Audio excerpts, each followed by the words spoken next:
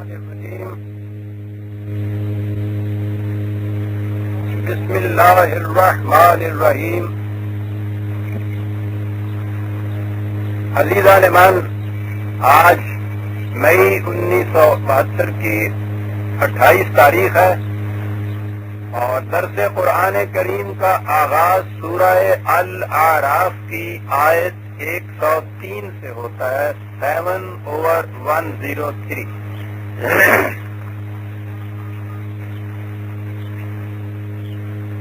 جیسا کہ آپ کو معلوم ہے، اس سورہ کا عمودی موضوع یہ ہے کہ قوموں کا عروج و زوال اور ان کی موت اور حیات کے لیے قوانین کیا ہیں۔ قرآن بتاتا یہ ہے کہ افراد کی طرح اقوام کے لیے بھی قوانین متعین ہیں۔ جو قوم ان قوانین کے مطابق زندگی بسر کرتی ہے اسے عروج اور شوکت و حشمت نصیب ہوتا چلا جاتا ہے، جو اس کی خلاف ورزی کرتی ہے وہ روبہ تنزل ہوتی ہے اور آہستہ آہستہ پھر وہ قوم موت کے آغوش میں چلی جاتی ہے۔ وہ قوانین بتائے قرآن نے اور اس کے بعد ان قوانین کی صداقت کی شہادت میں اقوام سابقہ کی سرگزشتیں پیش کرتا چلا آ رہا ہے۔ اس وقت تک قوم نوح، قوم سمود، قوم لوط، قوم مدین کے احوال و قوائف قرآن میں ہمارے سامنے آئے اور اس نے بتایا کہ ان کی چھوٹی چھوٹی لغزشیں جو تھیں ان سے قطع نظر وہ اکابر جرائم، وہ کبائر جرائم جو تھے ان کے، وہ کیا تھے۔ اور اس کے بعد بتایا اس نے کہ جب اور جہاں بھی کسی قوم میں اس قسم کے جرائم پیدا ہو جائیں گے اور عام ہو جائیں گے تو اس کا نتیجہ فطری اور لازمی طور پر اس قوم کی تباہی ہوگا۔ یہ ہے جو بات چلی آ رہی ہے اس سورہ میں۔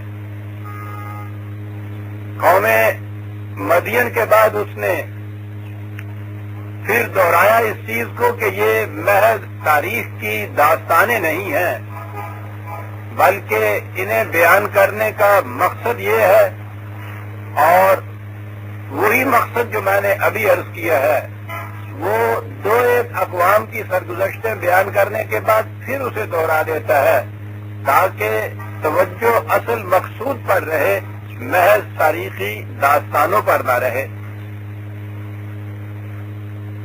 پچھلی آیات تک یہ چیز آئی تھی، اس کے بعد پھر وہ اسی سلسلے کو آگے بڑھاتا ہے اور اب ہمارے سامنے وہ قوم آتی ہے کہ قرآن کریم میں جس کے ساتھ تصادم کی داستان بڑی ہی شرح و بس سے بیان ہوئی ہے، یعنی قوم فرعون اور ان کی طرف صاحب ضرب کلیم حضرت موسیٰ علیہ السلام۔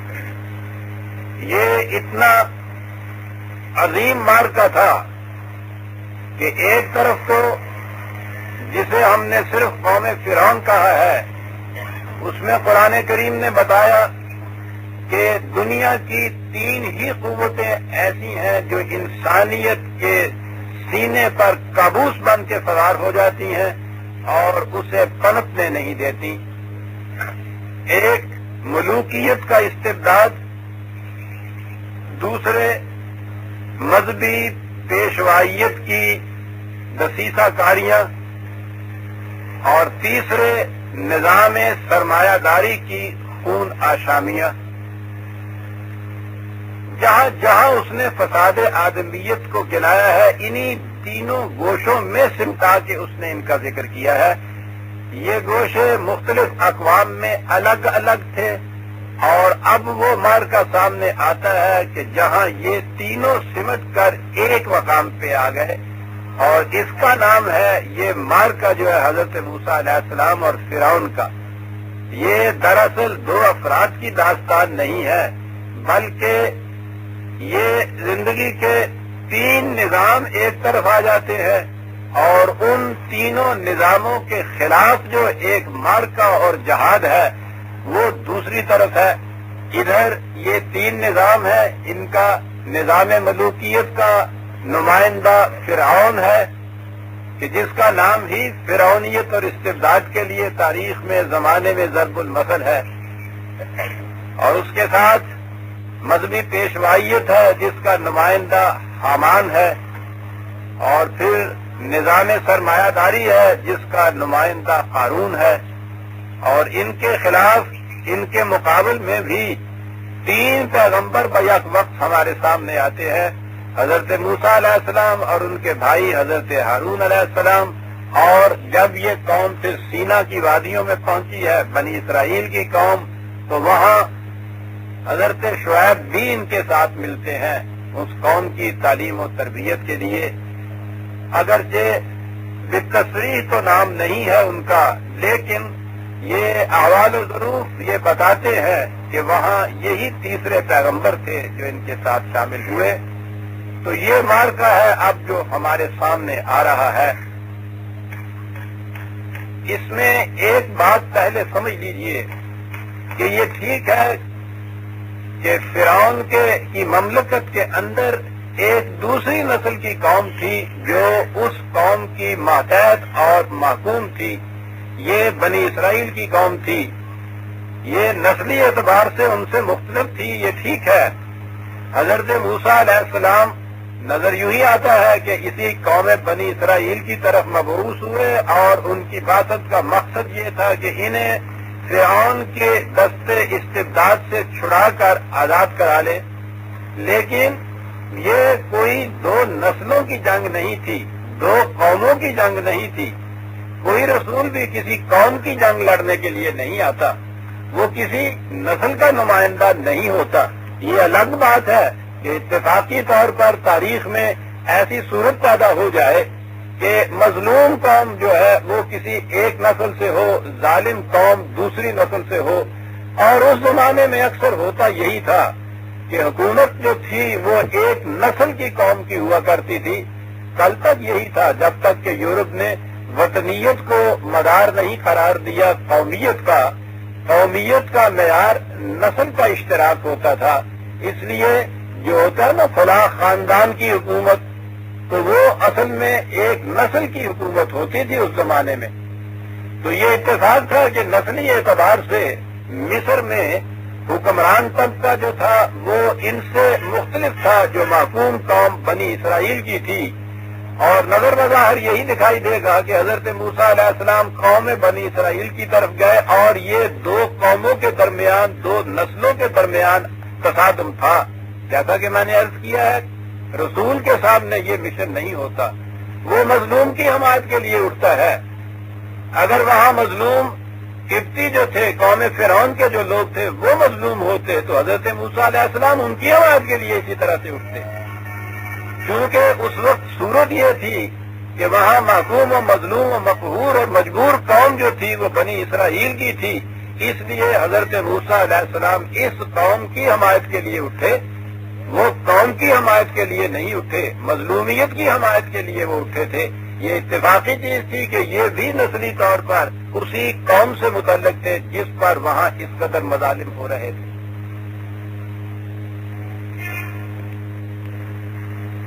قرآن کریم میں یہ جو معرکہ ہے، جیسا کہ میں نے ابھی عرض کیا، سب سے زیادہ وضاحت، تشریح اور تصریح کے ساتھ اس کا ہی ذکر آیا ہے، متعدد مقامات پر آیا ہے. اور بیشتر آیات میں بالخصوص یہ سورہ اعراف ہے، ہود میں بھی آئے گا، اور اس کے بعد القصص میں اور سورہ شعراء میں، سورہ طٰہٰ میں، یعنی 20ویں، 26ویں، 28ویں سورت جو ہے ان میں تو یہ داستان بڑی مسلسل بیان کی گئی ہے. اس لیے یہ اگر ان کے متعلق سب کچھ دیکھنا ہو بیک وقت کے کیا واقعہ ہوا تھا اور کیا صورت تھی، تو یہ تمام مقامات سامنے لانے سے ایک مقصود مفصل داستان اس معرکے کی ہمارے سامنے آ جاتی ہے. باقی مقامات میں یہ جستہ جستہ بکھرے ہوئے ٹکڑے اس کے آپ کے سامنے آتے ہیں.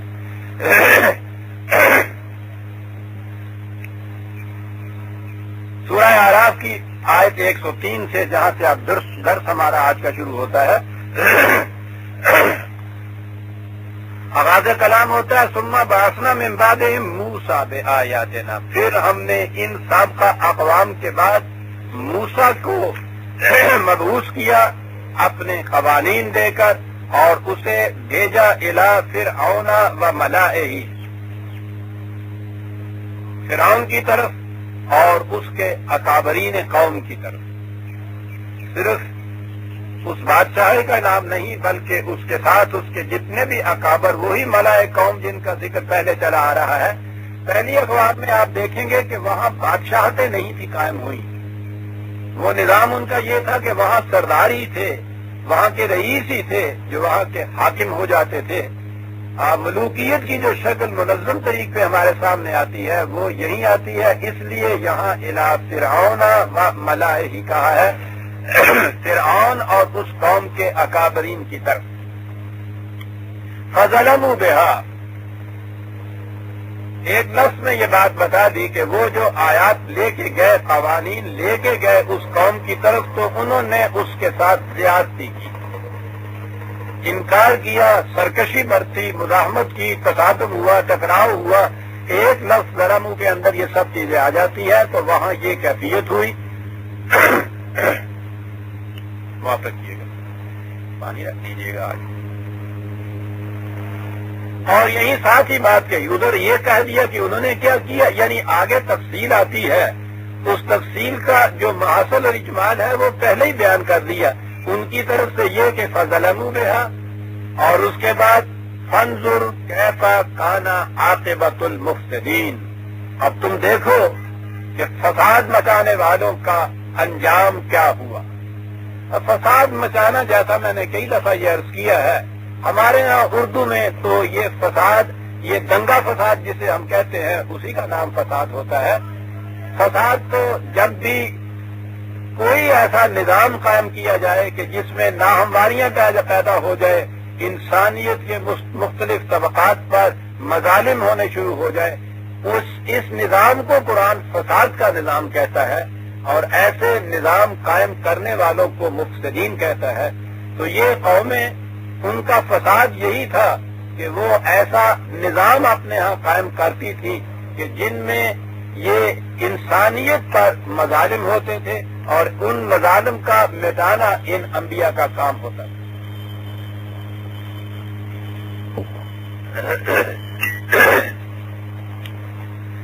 بات وہیں سے شروع ہوئی۔ وقال موسیٰ یا فرعون انی رسول من رب العالمین،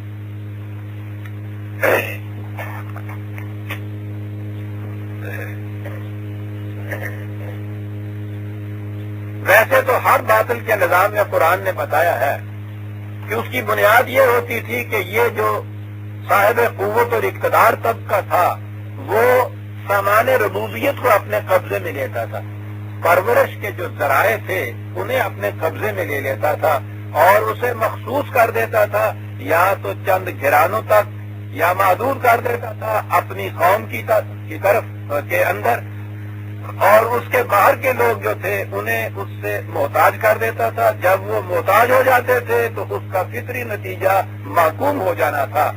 محکومیت ہو نہیں سکتی جب تک آپ کسی کو محتاج نہ کر دیں، اس لیے بنیادی نقطہ یہ ہوتا تھا کہ وہ ربوبیت کو کسی نہ کسی شکل میں اپنے ہاتھ میں لیتے تھے اور خاص گروہ تک اسے محدود کر دیتے تھے۔ اور اسی لیے آپ نے دیکھا ہوگا کہ یہ جتنے انبیاء آئے ہیں ان کا پہلا ہی پیغام یہ ہوتا تھا کہ میں خدا کی طرف سے پیغامبر ہوں۔ کس خدا کی طرف سے؟ من رب العالمین۔ تو جو کسی خاص خاندان، کسی خاص گروہ، خاص قوم، خاص نسل کا پرورش کرنے والا نہیں، بلکہ تمام نوع انسانی کا پرورش کرنے والا ہے۔ تو وہ یہی جو چیز تھی کہ میں کس کی طرف سے پیغامبر بن کے آیا ہوں، یہ ان کے اس باطل نظام کی تردید اور اپنے نظام کے دعوے کی تائید میں پہلے ہی دو لفظ کہہ دیے جاتے تھے۔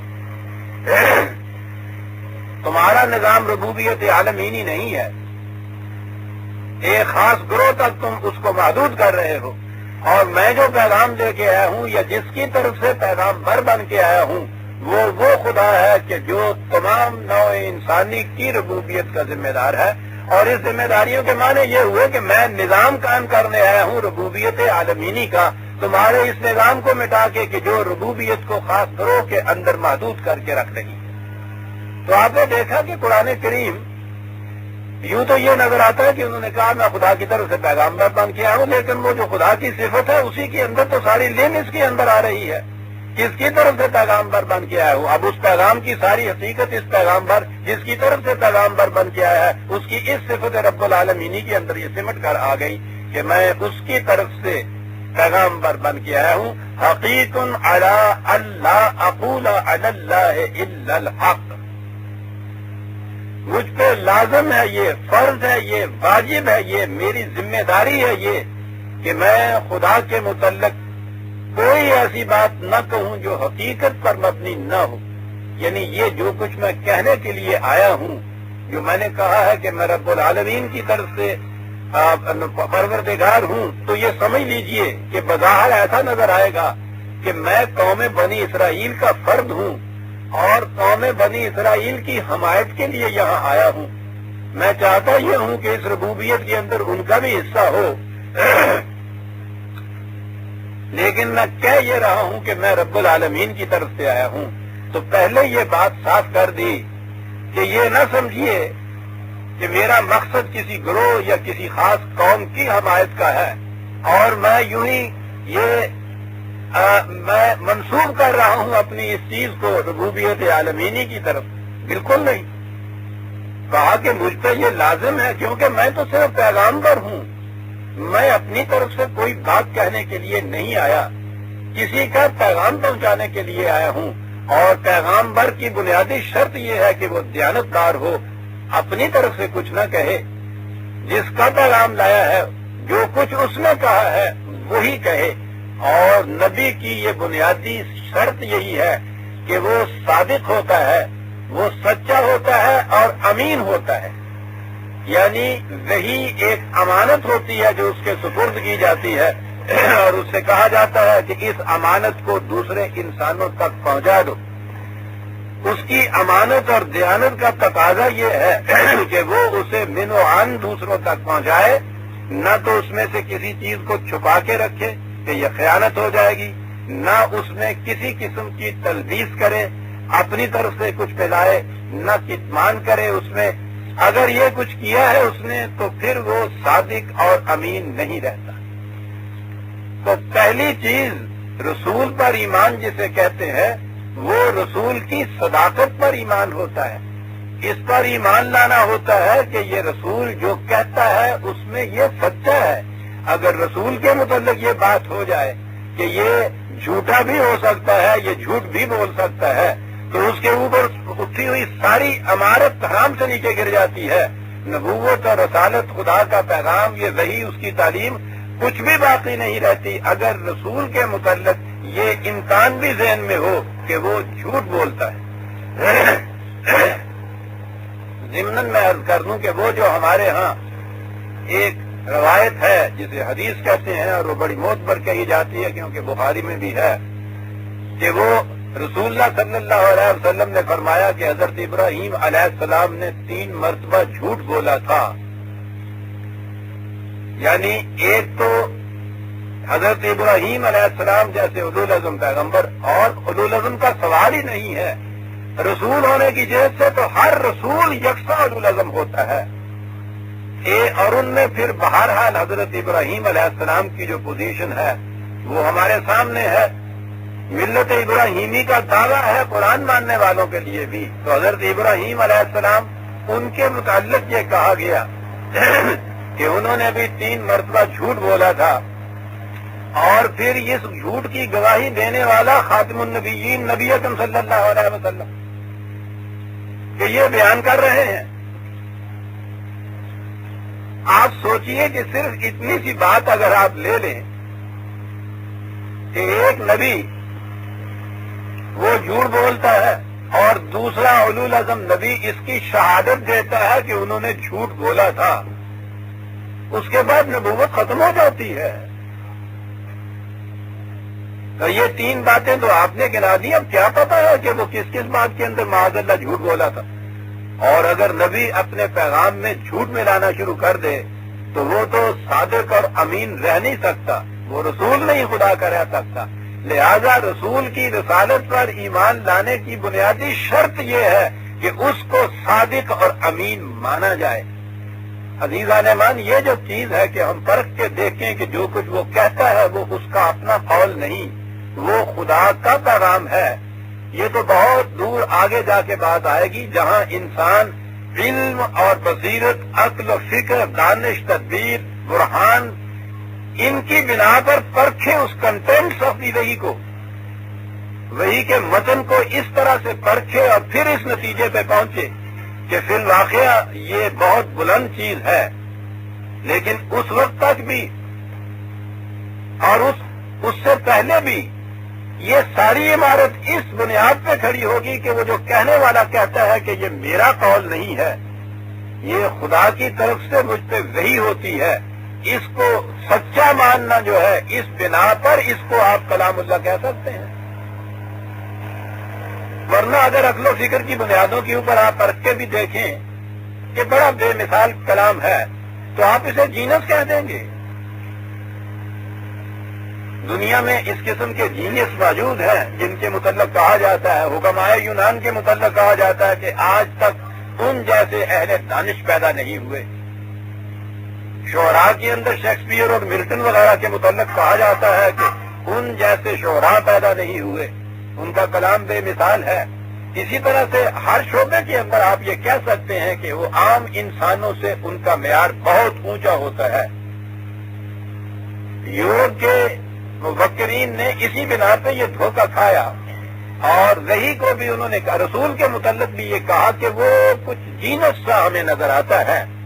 تو جینیس تو اپنی فکر سے کچھ کہتا ہے، وہ کتنا ہی اونچی اس کی فکر کیوں نہ ہو جائے، لیکن بہرحال وہ پیدا کردہ شے جو ہے وہ اس کی اپنے ذہن کی، اپنے فکر کی، اپنے شعور کی ہوتی ہے. اور وحی کے متعلق تو ایمان یہ ہوتا ہے کہ ما ینطق عن الہوی، اس کے رسول کی اپنی فکر، اپنے خیالات کی کوئی ذرا سی آمیزش نہیں ہوتی. وہ تو خالصتاً خدا کی طرف سے نازل ہوتا ہے، نزول میں آبجیکٹیوٹی ہوتی ہے.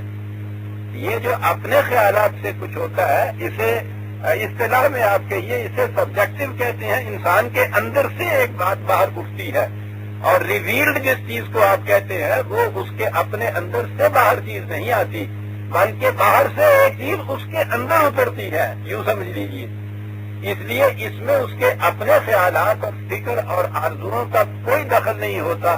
خالصتاً خدا کا پیغام ہوتا ہے جو اس کو ملتا ہے اور وہ اسی شکل میں دوسرے انسانوں تک پہنچا دیتا ہے. تو یہ چیز جو ہے بنیادی طور پہ یہ سمجھ لینی چاہیے کہ وحی اسے کہتے ہیں اور وحی کی مثال دوسری جگہ کہیں نہیں مل سکتی. وحی کی مثال صرف وحی ہے. نبی نبی ہے، کوئی غیر از نبی نبی نہیں ہو سکتا، اس کا پیغام وحی نہیں ہو سکتا. مہاراج میں کہہ یہ رہا تھا کہ وہ جو انہوں نے کہا ہے کہ حقیق علی اللہ اقول علی اللہ الا الحق، تو یہ نبی کی خصوصیت یہ ہے کہ وہ یہ کہتا ہے کہ مجھ پہ تو لازم ہے یہ کہ میں خدا کے متعلق صرف وہ کہوں جو حقیقت پر مبنی ہے، اور حقیقت وہی ہے جو خدا نے مجھے بتائی ہے. میں اپنی طرف سے کچھ نہیں کہتا، اور یہی پیغمبر کی خصوصیت ہونی چاہیے، اپنی طرف سے کچھ نہ کہتا. قد جئتکم بینۃ من ربکم، میں تمہارے رب کی طرف سے بڑی واضح دلیلیں لے کے آیا. رسول کوئی چیز پیچیدہ مبہم التباس والی لے کے آتا ہی نہیں، وہ پیش ہی نہیں کرتا. برہان ہوتی ہے، اس کی دلیل ہوتی ہے، بینہ ہوتی. بینہ وہ دلائل ہوتے ہیں جو بالکل نمایاں طور پر ابھر کے سامنے آ جائے. ان میں بھی کوئی فلسفیانہ منہ شگافیاں یا منطقیانہ نکات آفرینیاں نہیں ہوتی. بڑی کھلی سی بات ہوتی ہے، بین ہوتی ہے جو چیزیں وہ لے کے آتا ہے. میں یہ چیزیں تمہارے خدا کی طرف سے لے کے آیا ہوں، ایسے قوانین، ایسی اقدار، ایسی شہادات، ایسے اصول جو روز روشن کی طرح واضح ہیں، یہ میں پیش کرنے کے لیے آیا ہوں. مقصد میرا کیا ہے آنے کا، خدا نے مجھے کس مقصد کے لیے بھیجا ہے. 2 لفظوں کے اندر بات ساری بیان کر دی، اور وہ یہ کہ فَأَرْسِلْ مَعِيَ بنی اسرائیل، بنی اسرائیل کو میرے ساتھ بھیج. جیسا کہ میں نے عرض کیا ہے کہ حکومت ایک دوسری قوم کی تھی، قوم فرعون جسے کہا گیا ہے. یہ دوسری نسل کے لوگ تھے. بنی اسرائیل ایک دوسری نسل کی قوم تھی جو فرعون کی محکوم تھی. یاد رکھیے یہ قوم بنی اسرائیل جو تھی، یہ حضرت یوسف علیہ السلام کے زمانے میں انہوں نے جو اپنے اہل خاندان کو وہاں بلایا تھا، اس زمانے میں بھی بادشاہت مصر کے اندر انہی کی تھی. یعنی خاندان کوئی اور ہو، بہت سے خاندان گزرے ہیں مصر کے اوپر حکومت کرنے والے، ان میں سے ہر ایک کو فرعون کہا جاتا ہے. فرعون لقب تھا، مصر کے بادشاہوں کا نام نہیں تھا کسی خاص بادشاہ کا. فرعونہ مصر کے معنی یہ ہیں، مصر کے بادشاہ وہ مختلف خاندانوں کے چلے آ رہے تھے. تو حضرت یوسف علیہ السلام کے زمانے میں جب وہاں انہیں تمکن حاصل ہوا ہے، انہوں نے اپنے اہل خاندان کو وہاں بلایا تھا، اور یہ بنی اسرائیل تھے. تو اس طرح سے وہاں بنی اسرائیل کی آمد شروع ہوئی تھی، اور یوں یہ وہاں رہے. نظر ظاہر ہے کہ حضرت یوسف علیہ السلام کے زمانے میں تو ان کو بڑا بلند مقام حاصل تھا. حضرت یوسف کی وجہ سے تو معلوم ہوتا ہے کہ یہ قوم وہاں بہت اچھی انداز سے وہاں رہی.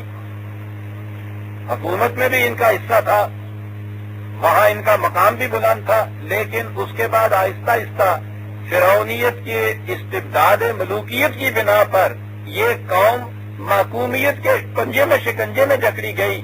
رفتہ رفتہ ان کی کیفیت یہ ہوئی کہ بے حد کمزور قوم تھی وہاں، اور بڑے ہی مظالم ان کے اوپر توڑے جاتے تھے جب یہ حضرت موسیٰ علیہ السلام ان کی طرف گئے. آگے چل کے یہ داستان آئے گی کہ حضرت موسیٰ علیہ السلام کی پیدائش مصر میں ہی ہوئی تھی، بنی اسرائیل کے گھرانے میں ہوئی تھی. فرعون کے محلوں میں ان کی پرورش ہوئی تھی. یہاں سے یہ بھاگ کے پھر مدین میں گئے تھے، وہ جہاں حضرت شعیب علیہ السلام کی قوم تھی. یہ سینا کی وادیاں جنہیں آپ دیکھ رہے ہیں، یہ بیت المقدس کے ارد گرد کا فلسطین کے کا علاقہ، یہ علاقہ تھا کہ جس میں یہ چلے گئے تھے. وہاں جا کے پھر انہوں نے ایک خاص تربیت حاصل کی. حضرت شعیب علیہ السلام ساتھ تھے، وہاں سے ان کو یہ نبوت ملی. پھر یہ پیغام ملا، اور پیغام ملا کہ پھر وہیں جاؤ جہاں سے تم آئے تھے، اور آئے تھے وہاں سے یہ بھاگ کر آئے تھے. آگے چل کے بات آئی تھی کہ ان کے ہاتھوں وہاں ایک قتل ہو گیا تھا، تو وہاں سے یہ بھاگ کے آئے ہوئے تھے. اب یہاں سے ان کو پیغام بری ملتی ہے، نبوت ملتی ہے، پیغام ملتا ہے کہ جاؤ پھر مصر میں اور بنی اسرائیل کو فرعون کے شکنجے سے چھڑا کر لاؤ. یہ تھا ان کا مشن 2 لفظوں میں. فَأَرْسِلْ مَعِيَ بنی اسرائیل، بات صاف کہہ دی کہ میں اس مقصد کے لیے آیا ہوں. مجھے تمہاری بادشاہت سے واسطہ نہیں، میں نے تمہاری سلطنت نہیں لی، میں تمہاری مملکت چھیننے کے لیے نہیں آیا، میں تمہارے خزانوں پہ قبضہ کرنے کے لیے نہیں آیا، میں یہاں رہنے کے لیے نہیں آیا. میں تو صرف یہ کہنے کے لیے آیا ہوں کہ یہ محکوم و مقہور قوم جن پر اس قدر مظالم توڑے جاتے ہیں، ان کے لیے راہ نجات ایک ہی ہے کہ میں ان کو یہاں سے نکال کے لے جاؤں. تمہارا کچھ بگڑے گا نہیں، تمہارا کچھ ساتھ لے کے ہم نہیں جائیں گے. اور یہ قوم جو ہے یہ اس غلامی کے شکنجے سے انہیں آزادی حاصل ہو جائے گی. یہ خدا کی سرزمین پر آزاد بندوں کی طرح زندگی بسر کریں گے. یہاں یہ کہا ہے، دوسرے مقام پہ ایک لفظ آیا ہے جس نے اس پیغام کی لم کو نہایت وضاحت سے بیان کر دیا ایک لفظ کے اندر. وہاں یہ کہا گیا ہے، وہ ہے 44/49، 44/49. وہاں یہ آیا ہے کہ حضرت موسیٰ علیہ السلام نے فرعون سے یہ کہا کہ ادو الیہ عباد اللہ. یہ ہے وہ لفظ جو میں نے کہا تھا جس کے اندر ساری بات آ گئی. کوئی انسان کسی انسان کا عبد نہیں ہو سکتا، غلام نہیں ہو سکتا، محکوم نہیں ہو سکتا. یہ تذلیل انسانیت ہے، اور جو ایسا کرتا ہے وہ اپنے آپ کو انسان کے مقام سے اونچا لے جا کے خدا کے مقام پہ اوپر لے جاتا ہے۔ انسانوں کو صرف عباد اللہ رہنا چاہیے، خدا کے قوانین کی محکومی، کسی انسان کی محکومی نہیں۔ دیوان من قرآن پہ اگر نگاہ ہو اور یہ نظام سامنے ہو تو پھر آپ سمجھیں کہ یہ جو ہم نام رکھ لیتے ہیں عبداللہ اور عبد الرحمان اور عبد الرحیم، اس کے معنی کیا ہے؟ اور ان ناموں کی بھی خصوصیت جو ہے وہ کہے کے لیے ایک تعارف کے لیے تو ہو سکتی ہے، ورنہ ہر انسان عبداللہ ہونا چاہیے۔ جو ہی وہ عبداللہ نہ رہا انسانیت کے درجے سے گر گیا، اور جس نے اس کو اس مقام سے گرایا وہ خود شرف انسانیت سے معروف ہو گیا۔ انسان کا مقام ہے عبداللہ ہونا، اور یہ وہ چیز ہے جو سب سے پہلے رسول آ کر جو اپنا پیغام دیتا ہے اور تعارف کراتا ہے، وہ تعارف ہوتا ہے انی عبداللہ۔ وہ یہ نہیں کہ اپنے متعلق کچھ انکساری سے کام لے رہا ہوتا ہے کہ نہیں جی یہ تو بن جائے ہیچ مجل سے ہیچ مداں ہے صاحب رہتے جی ایسا ہی بڑا غریب آدمی ہوتا، سوال نہیں ہے۔ وہ مقام انسانیت کو متعین کرتا ہے، اور مقام انسانیت سے فائز سب سے پہلے خدا کا رسول ہوتا ہے۔ وہ آگے اپنا تعارف یہ کراتا ہے کہ انی عبداللہ ہے، میں دنیا میں کسی انسان کا معصوم نہیں ہوں، میں صرف خدا کا معصوم ہوں۔ اور یہ جو ہم سے کہا گیا ہے کہ شہادت دیا کرو یا اشہد ان لا الہ الا اللہ وحدہ لا شریک لہ، بڑی انقلابی شہادت ہے عزیزان ہمارے، کہ خدا کے سوا کسی کو حق حاصل نہیں ہے دنیا میں اپنی حکومت قائم کرنے کا۔ واشہد ان محمدا عبدہ ورسولہ، اور اس کے ساتھ ہی میں یہ شہادت دیتا ہوں کہ وہ انسان جس کے متعلق ایمان ہمارا یہ ہے کہ بعد از خدا بزرگ تو ہی کس کا مختصر، اس کا مقام شرف و تکریم یہ ہے کہ وہ عبداللہ ہے۔ اور عزیزان مان اب تو آپ سمجھ گئے ہوں گے کہ اس کے بعد کچھ اور کہنے کی ضرورت ہی نہیں رہتی۔ اگر کوئی شخص اپنے آپ کو کہتا ہے کہ میں عبداللہ ہوں اور وہ ثابت کر دے کہ میں عبداللہ ہوں، اس سے زیادہ بلند مقام شرف انسانیت کا ہو نہیں سکتا کہ میں دنیا میں کسی کا معصوم نہیں، صرف ایک خدا کا معصوم۔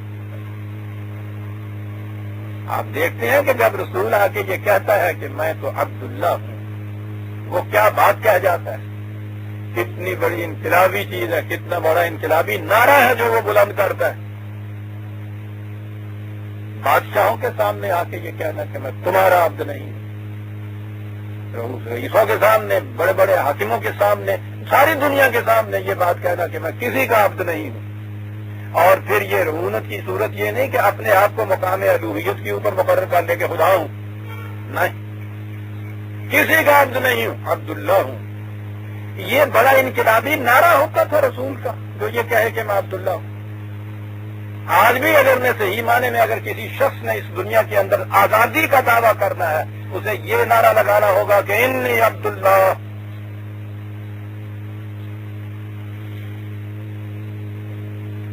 حضرت موسیٰ علیہ السلام نے کیا کہا پھر؟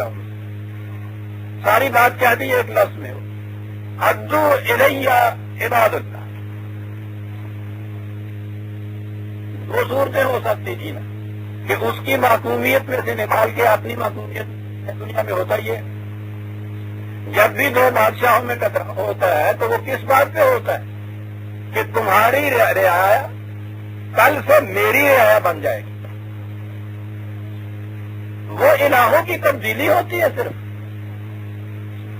یہاں جو انہوں نے کہا ہے کہ مجھے بنی اسرائیل کو میرے ساتھ بھیج دے، یہاں تو کہا کہ یہ وہ بات نہیں جو ملوکیت میں ہوا کرتی ہے۔ کبھی تو بادشاہ اسی مقام پہ اپنی بادشاہت قائم کر لیتے ہیں، تو یہاں یہ کل اس کے عبد تھے، آج کسی دوسرے کے عبد ہو گئے۔ اور کبھی اس زمانے میں یہ بھی ہوتا تھا جیسا کہ اسی بنی اسرائیل پر بابل کے بخت نصر نے حملہ کیا اور یہاں سے آ کے ان کے ہیکل کو، بیت المقدس کو، فلسطین کی سرزمین کی اینٹ سے اینٹ بجائی اور ساری یہودیوں کی آبادی کو یہاں سے ہانک کر وہ بابل لے گیا. کاہے کے لیے؟ کہ وہاں انہیں اپنا عبد بناؤ. یہاں سے نکال کے لے گیا. یہ بھی شکل اس زمانے میں ہوا کرتی تھی. یہ جو حضرت موسیٰ علیہ السلام نے بات کہی، قرآن کا ایک ایک لفظ بڑے غور و فکر کا متقاضی ہوتا ہے. انہوں نے کہا یہ کہ یہ وہ بات نہیں جو ملوکیت میں ہوا کرتی ہے کہ میں آیا ہوں اس لیے کہ اس رعایا کو تمہاری نکال کے لے جاؤں تاکہ انہیں اپنی رعایا بناؤں اب وہاں جا کے. یہ بات نہیں ہے. ادو الیہ، میرے سپرد کر دے. یہ جہاں تک تو یہ بات ہے کہ میں اپنی سپردگی میں ان کو لینا چاہتا ہوں. کون ہے یہ؟ کاہے کے لیے لینا چاہتا ہوں؟ عباد اللہ، یہ خدا کے عبد ہیں. اس لیے یہاں ان پہ ظلم ہو رہا ہے کہ وہ مقام ان کو نہیں دیا گیا. یہاں تم نے ان کو عبد الطاغوت بنا لیا ہے، اپنا عبد بنا لیا ہے. میں جو لے جا رہا ہوں تو اس لیے نہیں کہ وہاں جا کے انہیں اپنا عبد بناؤں، اس لیے کہ یہ عباد اللہ ہے. اگر یہاں عباد اللہ رکھ سکتے ہو تم، بسم اللہ. لیکن میں جانتا ہوں کہ تم تو خود دعویٰ کرتے ہو انا ربکم الاعلی، میں تمہارا سب سے زیادہ بڑا ان داتا ہوں. لہذا تم انہیں عباد اللہ کس طرح سے دیکھ سکتے ہو؟ عباد اللہ تو کسی کے سامنے نہیں جھکتا، وہ تو کسی کو ان داتا نہیں تسلیم کرتا. تمہیں کیسے یہ تسلیم کر لیں گے؟ لہذا یہاں تم ان کو عبداللہ کی پوزیشن نہیں دے سکتے. میں جو لے جا رہا ہوں اس لیے نہیں کہ وہاں جا کے تمہاری غلامی سے نکالوں اور اپنی غلامی کے اندر ان کو لے آؤں، یہ بھی نہیں. یہ عباد اللہ ہے، ان کو لے جا رہا ہوں تاکہ یہ عباد اللہ بن کے رہیں. اپنا سارا مشن ایک لفظ میں ادا کر دیا جی نے کہ کاہے کے لیے آیا ہوں، کیوں تمہارے ساتھ یہ میرا جھگڑا ہے. ادو الیہ عباد اللہ، اللہ کے بندوں کو میرے سپرد کر تاکہ میں ان کو اللہ کا بندہ رہنے دوں. فارسل معیہ بنی اسرائیل. لیکن آپ سوچئے، جسے آپ حاکم کہتے ہیں، جب تک کوئی محکوم اس کا نہ ہو اس کو حاکم کہا ہی نہیں جا سکتا. حاکم ہونے کے لیے لازم ہے کوئی محکوم ہو اس کا. بالکل سیدھی سی بات ہے. اور وہ جو ایک نسل حاکم نسل تھی وہاں، وہ نسل تو محکوم ہو نہیں سکتی تھی اپنے، وہ تو حاکم رہتی تھی. اس حاکم نسل کے لیے ضروری تھا کہ کوئی دوسری نسل وہاں ہو جو ان کی محکوم رہے. وہ کس طرح آسانی سے چھوڑ دیتے انہیں؟ اگر انہیں چھوڑ دیتے تو حکومت کس پہ کرتے؟ دعویٰ ان کا یا مطالبہ ان کا تو بظاہر بڑا انوسینٹ سا تھا نا، معصوم سا تھا کہ تم سے کچھ نہیں مانگتا، خدا کے بندوں کو میرے حوالے کر دو تاکہ میں خدا کی سرزمین میں ان کو خدا کی فضا میں آزاد چھوڑ دوں. لیکن ان سے جو کہا گیا کہ کچھ نہیں مانگتا تو ان کا تو باقی کچھ نہیں رہتا. وہ حکومت کس پہ کریں؟ یہاں بات دور نکل جائے گی، ورنہ میں بتاؤں انسانوں نے اپنی ذہن سے کتنے ہی یہ شکلیں بدنی حکومت کی، اور یہ کہہ کے بدنی کہ کوئی انسان کسی دوسرے انسان پر حاکم نہ بن کر رہے. اور آخری شکل انہوں نے جمہوریت کی طے کی یورپ والوں نے کہ اس میں کوئی دوسرا کسی دوسرے کے اوپر حاکم نہیں ہوتا اور وہ دوسرا محکوم نہیں ہوتا. لیکن آپ غور کیجئے اس چیز کو. اول تو وہ جسے کہتے ہیں قوم کی حکومت، وہ قوم کی حکومت کیا ہوتی ہے؟ وہ ان میں سے جو ایک پارٹی کسی طرح سے اکثریت میں آ جاتی ہے، مغرب کی جمہوریت کا میں یہ کہہ رہا ہوں، وہ حاکم ہوتی ہے. اور وہ جو اقلیت میں ہوتی ہے وہ محکوم ہوتی ہے. اور ہر وقت یہ جھگڑا ہوتا ہے کہ وہ اقلیت کوشش کرتی رہتی ہے کہ ہم اکثریت میں کسی طرح سے آ جائیں. اکثریت کی پوری کوشش ہوتی ہے کہ یہ اقلیت میں رہیں. اور نام ہی آپ نے بدلا ہے میجورٹی مائنورٹی، وہی حق و محکوم کا قصہ ہے. اس کے پردوں میں نہیں غیرت نوائے کیسری، وہی چیز ہے. انسانی ذہن کوئی شکل پیدا کر ہی نہیں سکتا کہ جس میں انسان دوسرے انسان کا معصوم نہ رہے. یہ صرف یہ خداوندی کر سکتی، انسان انسان کا معصوم نہ رہے، خدا کے قوانین کا معصوم ہو جائے، بات ختم ہو گئی. لہذا یہ چیز کہ یہ جو معصوم قوم تمہاری ہے، اس کو میرے ساتھ آنے دیجئے، میں تمہارا کچھ نہیں لیے جاتا. وہ تو کہتے تھے نا کہ سب کچھ لیے جا رہا ہے. آگے بات آتی ہے، قال ان كنت جئت بآية فأت بها ان كنت من الصادقين. یہاں سے ایک بات شروع ہوتی ہے، معاف رکھیے گا کچھ طبیعت میری آج ٹھیک نہیں.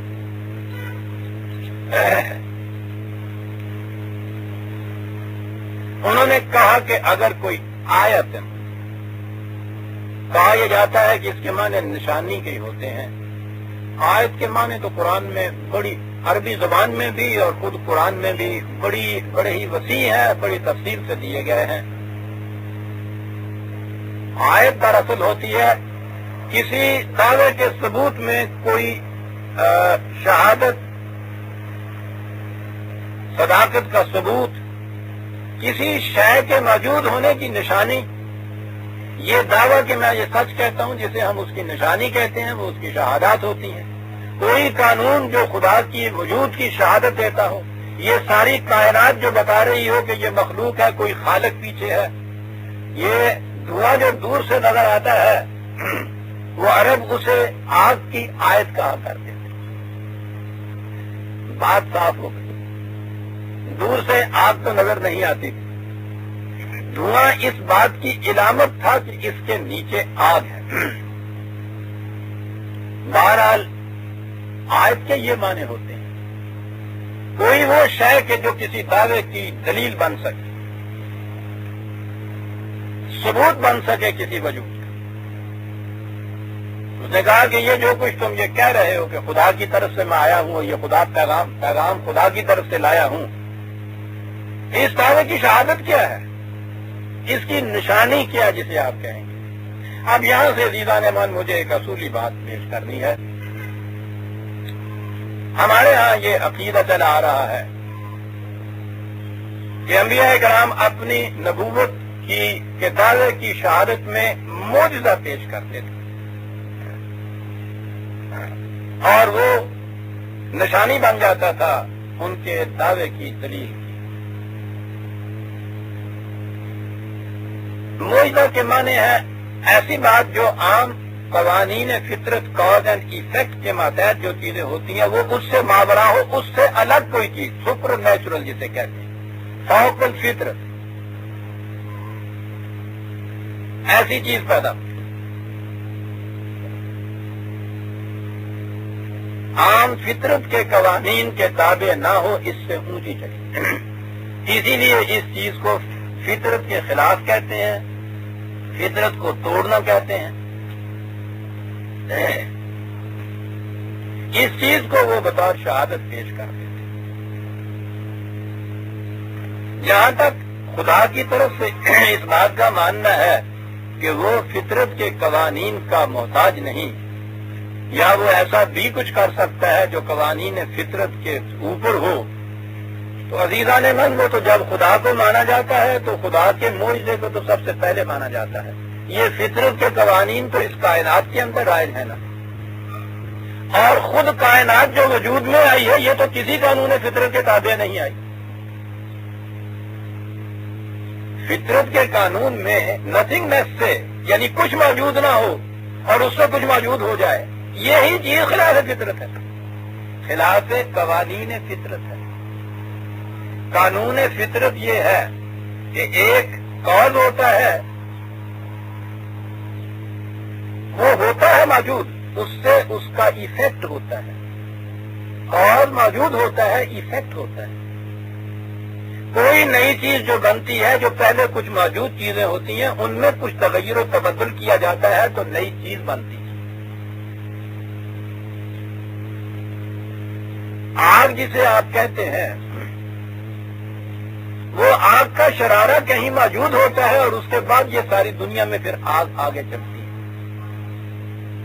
وہ موجود ہوتا ہے۔ یہ ہے لا آف نیچر جسے کہتے ہیں۔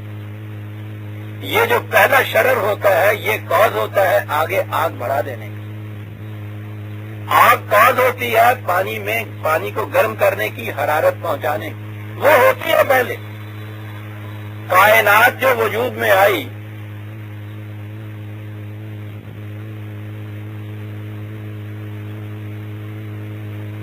تو یہ تو ماننا یہاں سے پڑتا ہے کہ کوئی شے نہیں تھی، یعنی اس سے آگے وجود میں آنے والی بات ہے، وہ اس وجود میں لایا خدا۔ پہلی بنیادی چیز یہ ہے، اذا اراد بشیء ان یقول له کن فیکون۔ اس نے ارادہ کیا کسی شے کا اور اس کے بعد وہ شے جو تھی، پہلے کوئی چیز موجود نہیں تھی کہ اس میں تغیر واقع ہو گیا، کوئی تبدیلی واقع ہوئی اور نئی چیز بن گئی، نہیں تھی، کچھ نہیں، کوئی چیز تھی نہیں، کوئی مسالہ تھا نہیں۔ اذا ارادہ بشیء، کسی شے کا ارادہ کرتا ہے، شے پہلے نہیں تھی۔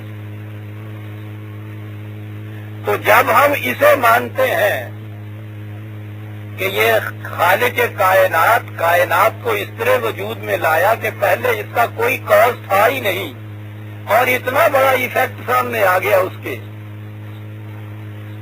تو اس سے بڑا اور معجزہ کیا ہو سکتا ہے؟